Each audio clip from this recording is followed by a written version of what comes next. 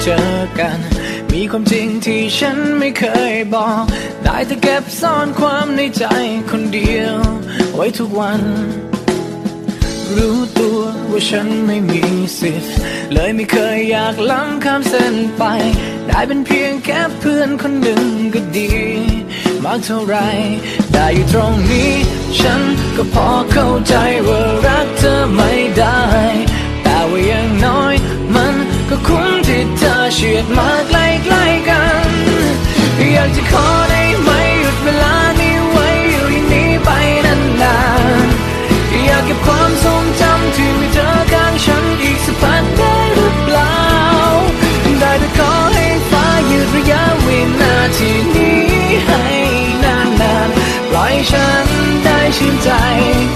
กับความสุขใจที่เราได้ใกล้กัน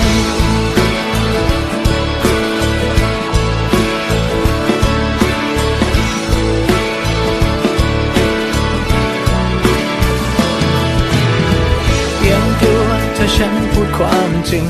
ความเป็นเราที่เข้ากันดีอยู่อาจจะมีเรื่องราวที่ทำให้เรา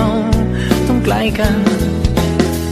ฉันเลยไม่ขอไปวุ่นวายไม่ทำลายเรื่องนี้ให้ต้องพังได้แต่บอกรักเธอแค่เพียงในใจฉันก็พอ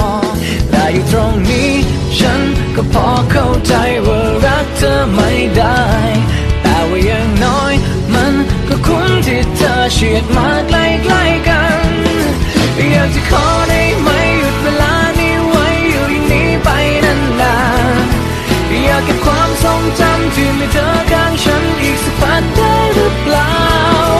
ได้แต่ขอให้ฟ้ายืดระยะวินาทีนี้ให้นานๆปล่อยฉันได้ชื่นใจกับความสุขใจที่เราได้ใกล้กัน